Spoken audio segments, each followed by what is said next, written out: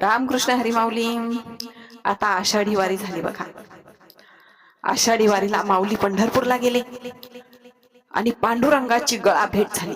कडकडून मिठी मारली पांडुरंगाला.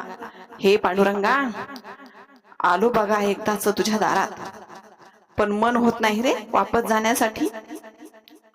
ह्याचं कारण काय सांगू?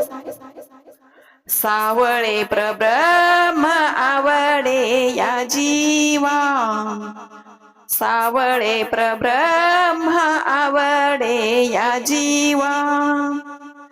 मनी म्हणे राणीवा घर केले, मनी म्हणे राणीवा घर केले. काय करू सये सावळे गोवित, काय करू सये सावळे गोवित.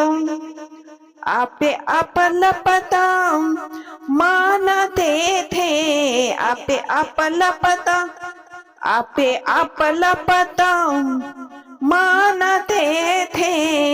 काय करू सय सावळे गोवित, काय करू सये सावळे गोवित. बाप रखुमा देवी वरू सावळी प्रतिमा. मने मनी क्षमा एक झाले, मने मनी क्षमा एक झाले. काय करू सये सावळे गोवित, काय करू सये सावळे गोवित. सावळे प्रब्रह्म आवडिया जीवा, मनी मनी राणीवा घर केले. हे देवा, अरे हे सावळ प्रब्रह्म आहे ना, हे मला आवडते. ए बुद्धी, अगं मी तुलाच सांगतो, आता लोकांना सांगून फायदा नाही ग.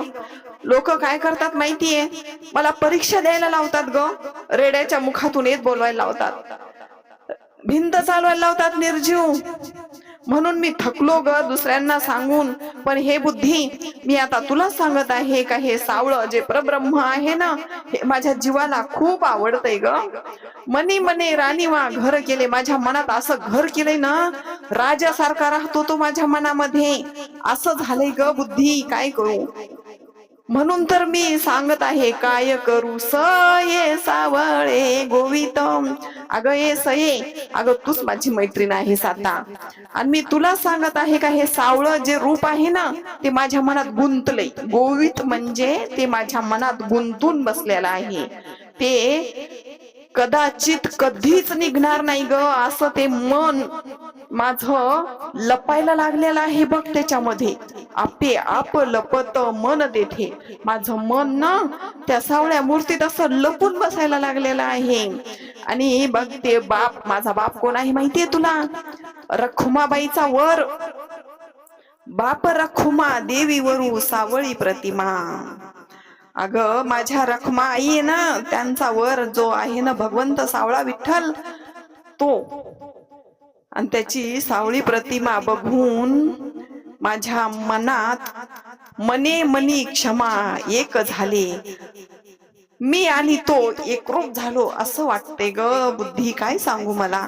आणि मी त्याच्यात लय गुंतत गेलो. मला त्याची ओढ लागलेली आहे. त्याच्याशिवाय मला एक क्षण पण चैन पडत नाही, काय सांगू.